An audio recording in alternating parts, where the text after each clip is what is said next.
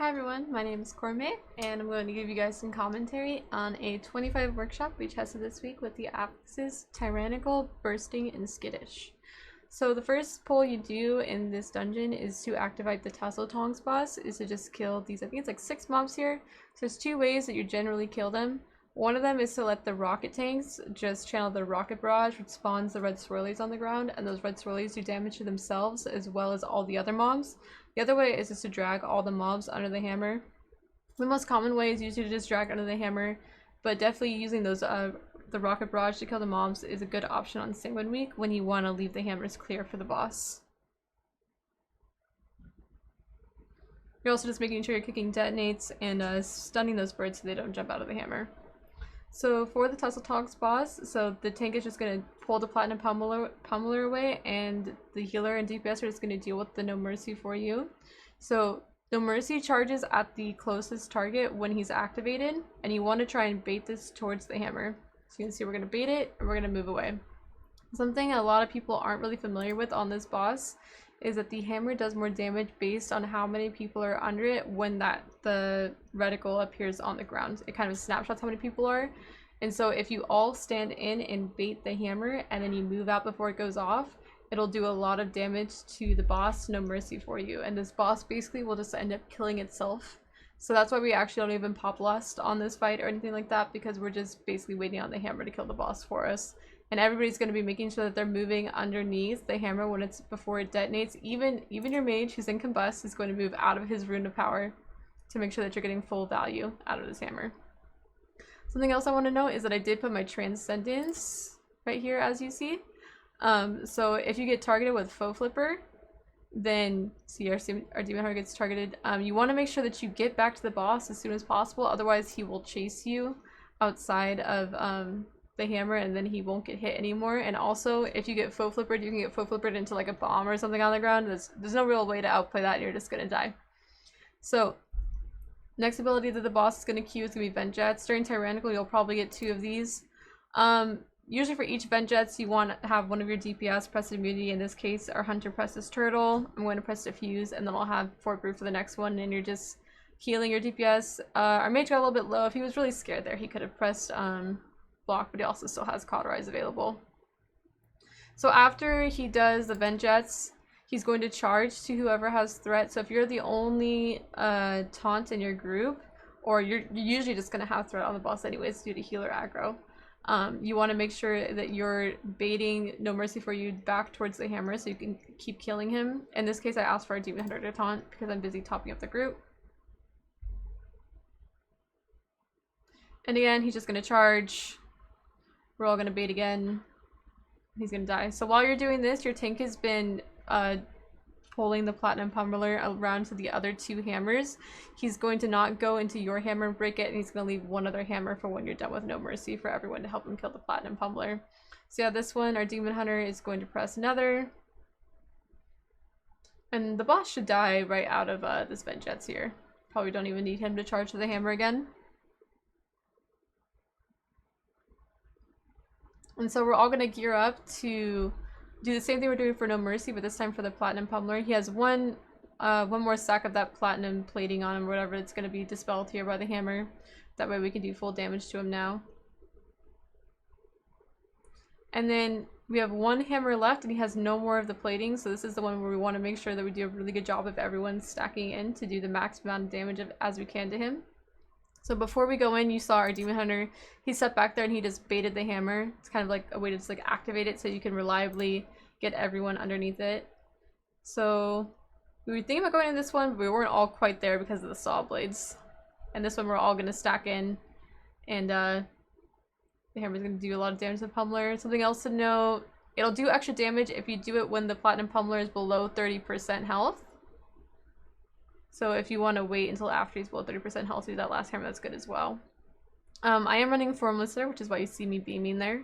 I like to run Formless in dungeons where I want like Lucid for some fights, but not all the fights. So in this dungeon, I really only want Lucid on the last boss, but I don't want to miss out on damage for the rest of the dungeon. So what I did is I asked my Demon Hunter, hey, how much of a damage loss would it be to go beam? And he said not that much. So for most of the dungeon, I'm stealing Beam, but then when we get to the last boss, I'm going to be taking Lucid from, I think my Warrior tank is running Lucid, and my Fire Mage, of course, is running Lucid. If they're not running Minute Mage, they're usually running Lucid. So next we have these processing units. Nothing crazy here, just don't stand in front of the tank. When it does the AoE circle, just get out. We'll go ahead and skip this because it's boring. Most of the trash in this dungeon is pretty dang boring. And then we're going to do the Fear Obelisk. I think the first set of fears I didn't have revival for, so I asked them to immune, and then the second set here I'm going to revival off. Bursting on this obelisk and on the blob obelisk is really scary, especially on this one when your tank has all those bleeds up from the ants. So we're just going to gear up to do Cujo here. Again, we didn't use Lust on the last boss, so we're going to have Lust here for Cujo. We're going to have Cujo, we're going to have Lust for Cujo, third boss, and last boss. Second phase of last boss. So we're just gonna pull Cujo. Make sure you're dispelling your tank as soon as they get that debuff on them. And then other than that, you just basically DPS down this boss. You get this when you stand behind the crate, it's possible for you to be hiding behind the crate, but still in line to hit the boss. So you can see that our hunter and our tank is still be hitting here, and then on this other side our demon hunter is also still able to melee the boss, and our mage is still able to hit the boss. So when you stand behind the boss, you get this buff called hiding behind junk. I'll put this weak aura in the description, but also you don't even need the weak aura, you can just see the buff up here. It's the same as like a subtlety rogue icon. Whenever you come outside that box, your tank is immediately going to get the debuff, and you want to dispel it right away. So kind of just sit on your global when you're coming outside the line of that box. For this explosive leap, he always leaps to the furthest target first. And if you have a rogue or a hunter, they could either feign death or vanish when he leaps, and that makes it so he won't keep on leaping. If you're one of the other people that's targeted by a leap, I do suggest that you do get out of melee just in case it fails. Especially when it's a hunter, it's actually kind of hard to feign death it correctly. So always get out of melee, make sure you're not standing near a box. But then after you see the dog just kind of running back, then you know you're safe to get back in melee. So he's going to put another dot on our tank, and we are just going to stand behind the box again in a second. You can also crackling Jade Lightning from here if you want. Something else I could talk about, I am running Infinite Stars in this dungeon. I do like Infinite Stars here because the boss fights last a long time, and Infinite Stars is one of those corruptions that can proc up damage or healing. The only ones that do that are IS and Echoing Void, but Echoing Void, of course, is no longer that good. So Tyrannical Weeks, a dungeon like this where you're doing a lot of healing, Infinite Stars is a good option, especially when you're a Resto Druid and you have a lot of hots and dots out. You get a lot more procs than you will as a Mistweaver. But yeah, the rest of this fight is pretty boring. Oh yeah, the box. Be careful where you're standing inside the box. Almost killed me there too. So after that, we're just going to pull this dog and the processing unit. The dog puts out a dot. The dot prefers to go on range players, even if you go and stand out here because you want to try and diffuse it back on the dog to do some extra damage. It's always going to prefer to go on someone with a ranged roll. After that, you're going to pull the Living Waste. So here you're going to see me TFT and RSK and have stolen Beam. So I can pad beam down all these Living Wastes with my Demon Hunter. It's also really nice to have them all try and die evenly during bursting. And then we just have to DPS down this Junkyard Dog, and we're going to run through the Gauntlet. It's a good idea to speed pot the Gauntlet, if you have those. And then like Demon Hunters and Hunters have special tricks to how they can skip the Gauntlet and get up there faster than you. So next we have the Mob Gauntlet. So this first pack, there's nothing really too special here. So mostly just going to skip it. Just make sure DPS are interrupting the Giga Wallop. And just setting those squirrels that are getting out there if you're in danger of dying from them. And the guard dogs do like metallic jaws on your tank, which can kind of truck a little bit. Okay, next we have the defense bots. So I don't have revival here, and normally you want to make sure you have revival for these defense bots because it's a really great tool for getting rid of those arcane zaps before the short out if you need to. So when the defense bots come out, normally one arcane zap goes out and then 2 seconds later the next 2 arcane zaps come out. I usually like to wait until all 3 are out before I decide who I'm going to dispel, or if I'm going to revival, or if I'm going to use a fuse. So what I do here is it goes on myself, the mage, and the demon hunter. And normally if it went on 3 different people I would just revival it. It's possible for it to just go on 2 people, and then and somebody will have a 2 stack, and so you always want to dispel that, and if the other person is you, they can just diffuse and you can save your revival if that happens. But I don't have revival, so I just dispel the mage, I diffuse the one that's on me, and I let the demon hunter just sit that one.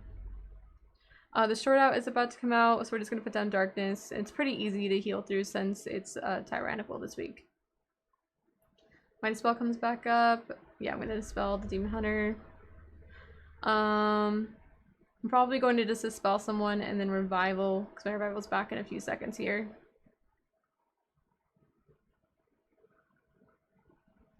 Yeah.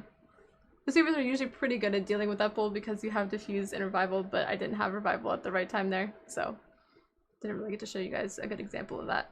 The spider, there's nothing special. If you are a range, you can actually just outrange the quadrant blue areas on the ground if you don't want to have to like dodge around the boss, but that's pretty easy. Pretty boring. We're gonna go in the spider obelisk. Normally we drag the spider obelisk to the 3rd boss, and then if you have lust up, we pull the 3rd boss. If you don't have lust up, we do the trash, and then we lust the 3rd boss. Even on fortified weeks, we always lust this 3rd boss because we hate it. We don't have lust up, so we're going to do the trash here. This trash is nothing special, mostly because of these shields on the ground. You can always just stand in them. If your tank is getting a lot of those chain blade bleeds, they can also position themselves inside the shield and still be tanking. In between, like the downtime between those shields, you saw my revival there, just so that those arcane zap dots aren't killing my DPS. And you can stand inside the shield even if there's a squirrel that comes inside of it, and it won't really do a lot of damage to you, but it's usually a good idea to try and stop those squirrels so that your melee that aren't standing in the shield don't die to them as well. Okay, so after this, we go into this boss. So as complicated as this boss is, I really don't have any tips for you except for stand like in the middle. Like don't stand near the edges or the center of the room as much as possible, because it's really unpredictable how the gears are going to bounce off the wall or like the center pillar, because like, they just really don't follow the rules of geometry most of the time. Sometimes they do there, like that one is pretty predictable, but sometimes they just go in the weirdest direction. Other than that, when the flowers spawn, you want to stun them right away so that they stop hitting whatever DPS they've chosen to fixate on. And then your tank could taunt the flower, and if it's a warrior, reflect it back, and that's usually a good way to kill it. But other than that, just try and dodge. Pretty sure I died during this fight. I kept getting hit by the gears. When this is a 25 tyrannical, I think this fight took us like 3.5 minutes. And 3.5 minutes in this fight, there are a lot of gears, and it's really hard to dodge by that time. Yeah, there I am dead. And we finished off the boss. So we killed the trash already, and we're going to be doing the blob with the last boss. And then next we just have these 2 spider tanks. Again, nothing special, just dodge the sonic pulse. If you don't dodge the sonic pulse, you release right there and you just run right back. You have to get it into the flyy boys. This trash is pretty much the exact same as the trash in front of the 3rd boss, except you don't have to deal with the arcane zap. So it's also really easy. So after this, we're just going to go into the tank buster and drag him to the last boss. And then once we have the last boss, the blob will be the last of our percent after we kill this guy. Okay, so this dungeon really almost always comes down to this last boss. This is not a race for time at all. For sure we end up timing this dungeon with like 3 minutes to spare or something. Like when you do it clean, there's actually just so much time. It's just really about, can you kill this last boss? And don't be too hard on yourself. If the first few times you do this boss, you can't kill the Magneto arm, the Gazap, you are dying to orbs. This is a very hard fight for a healer in my opinion, because you're trying to dodge and heal so much, and it just requires so much single target healing. So as you can see, both my tank and my hunter are getting trucked there. From the hunter getting the Gazap, and I think my tank might have gotten hit by an orb, but also the tank also just trucks the tank. I'm sorry, the boss trucks the tank as well as that blob. So our hunter is probably the most susceptible to just getting one shot from a Giga Zap. However, he's wearing an Avoidant 3, and you chose to wear a Void Charged Titan Shard. That's the versatility trinket off of Raw Den that gives you a shield. It's not really at all a very good trinket for a hunter. However, it is a good trinket for living, and like I said, this dungeon is not really a DPS check, especially when you do that first boss with the hammers. It just saves you so much time. So it's a good idea to tell your DPS, wear under 40 corruption, put on some avoidant. Just try and live, because if we live, you win. In this first phase, it's okay to use 3-minute immunities, especially when it's tyrannical, because it's going to be back up for the second phase. However, you don't want to use things like block. You might be okay using nether. It really depends on the key level and whether it's fort or tyrannical. But yeah, this first phase is pretty easy because you have so much room to work with after the blob dies. And you don't have to worry too much about baiting the orbs. And you want to just be really conservative with your mana. I already used my Formless Void to get a Lucid Dreams. I Mana-T'd. I'm pressing my Belfracial for that extra 3% mana. This is my first time doing a high workshop tyrannical key. I think the highest I'd done was like maybe like a 22 or 23 tyrannical, so I wasn't really sure what to expect. But I knew even on a 25 fort, this fight gets really sketchy really fast. So we're just gonna finish this first phase. I'm gonna go ahead and skip some of it because it is pretty long. Do the second phase. A little bit about the second phase. So I have a strategy I kind of want to show you guys on how to bait the orbs that I think maybe might be useful to some of you. Because I didn't like, this is kind of a newer boss fight, so there's not a lot of strategies out there. This isn't a strategy I came up with someone, but someone explained it to me. And then when I understood it, I thought it was pretty good. So this is where you start out. So we're pretending these blue circles are the plasma orbs.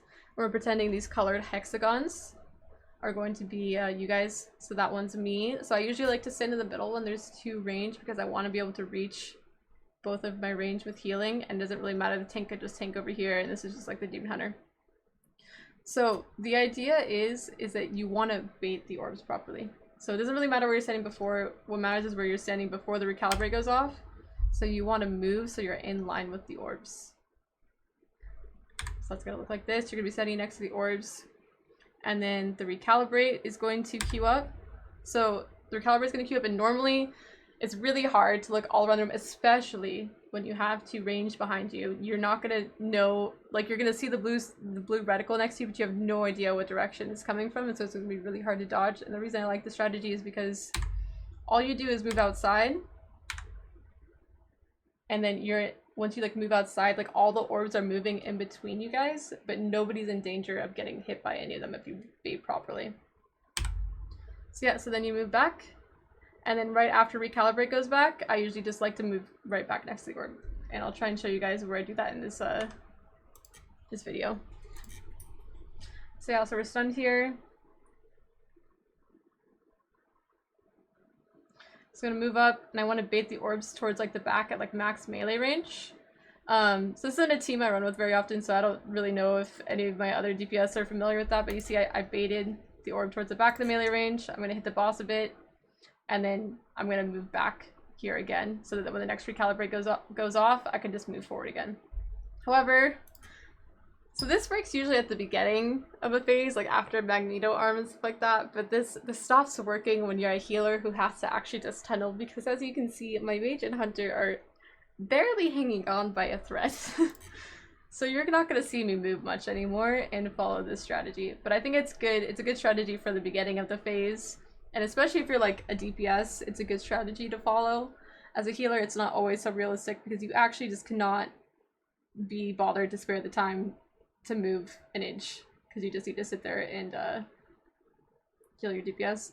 So yeah, so I think we get 3 Magneto arms. There is some RNG on where the Magneto arms spawn, so they can either spawn in the back right, back left, front left, back right. I mean, front right, front left.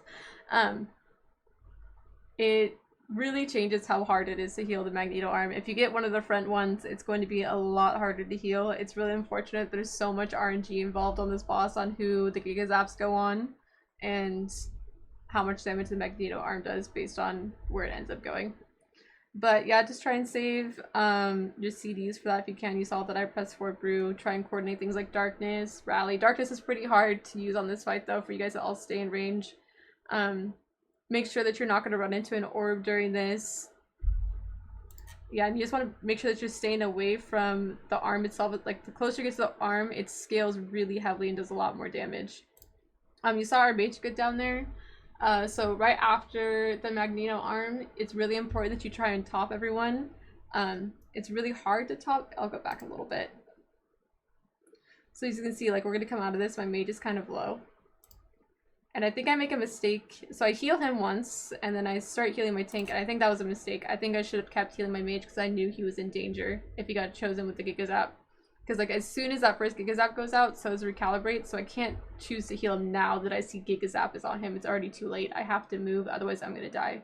It's really important on this fight that you live. So if you die on this fight, you're gonna wipe, because it's really hard to get a battle res on someone on this fight if you don't have like a druid or a DK, because that person's gonna have to wait until the orb moves off of you to battle res you, and then they're gonna go battle res you, and you're gonna have to wait until the orbs move again to take that battle res in order for it to be safe, which basically means you're gonna be down for at least 30 seconds. And by that time, someone's definitely going to die. So don't try and be cute and risk dying by pressing like a defensive to send in an orb or something to save your DPS. Just let your DPS die. Only if you have to, of course. Like, if it comes down to like you and your DPS, always choose to let your DPS die, because you can still win this fight if they're dead for a little bit, but you absolutely will wipe if you die. So you gotta make sure the healer you're playing really safe on this fight. But yeah, our mage wasn't topped before the Giga Zap went out. I could have called for his block. He maybe expected that I was going to be able to top him before, which I wasn't. Again, a lot of movement. I just decided to cocoon my hunter there. I think that the Burst of Life trait, which reduces the cooldown on your cocoon, is also not a bad trait to take for this dungeon, just for this fight. Because cocoon is really clutch, so since you don't have to cast it. So now we get Lust up. I just stole Lucid from my warrior there, which is nice because then I got the zap and I have that leech rolling. My Demon Hunter is gonna nether the first tick of that Giga Zap, but he's still gonna get the dot. And then we're gonna get a Magneto arm. I think this one was a close one. No, it looks like it's far. Oh no, this one is close. So yeah, I'm making sure that I saved both my roll charges for when the Magneto arm goes out so I can get as far as possible. But yeah, this fight is just super scary as a healer. It's also really frustrating, as you see, like, I'm constantly, like, trying to move, but, like, because they're moving back and I'm moving forward, you're gonna see, like, my mage is not in range of me and stuff like that, which makes it really frustrating to heal this fight. You can go stand in range with them if you want. However, I dislike it because then before the Magneto comes out, I have to move a lot, and I lose a lot of, like, my mobility during the Magneto arm to get away from it. So Hunter's gonna turtle that one. That one was really sketchy. I almost got hit by that orb. This fight is just very stressful as a healer. Again, don't be hard on yourself if you can't get this the first few times. But yeah, usually using your Thunder Focus T on Vivifies here for that extra mastery is pretty good. I would definitely suggest that. If you're not doing it there, then I would suggest you use it on RSK for the Magneto arm. As you saw there, I popped both my defensives and got really close to that magnet. I was really close to dying there, but that's something you kind of have to do if you want to be able to keep your DPS alive when you get that close magnet there. Hopefully you can save some of your defensives and not use it for a zap. I run enough versatility that most of the time I don't think I need it to live the initial hit from the zap, and then I know I can heal through it, but I want to save them for that Magneto arm so that I have the ability to heal, since we don't have something like AM or Trank to heal while we're moving. Or as like a group DR while we're moving. But yeah, that's the dungeon. Thank you guys all so much for watching, and if you have any more suggestions for how I can make this video more helpful for you guys, please let me know.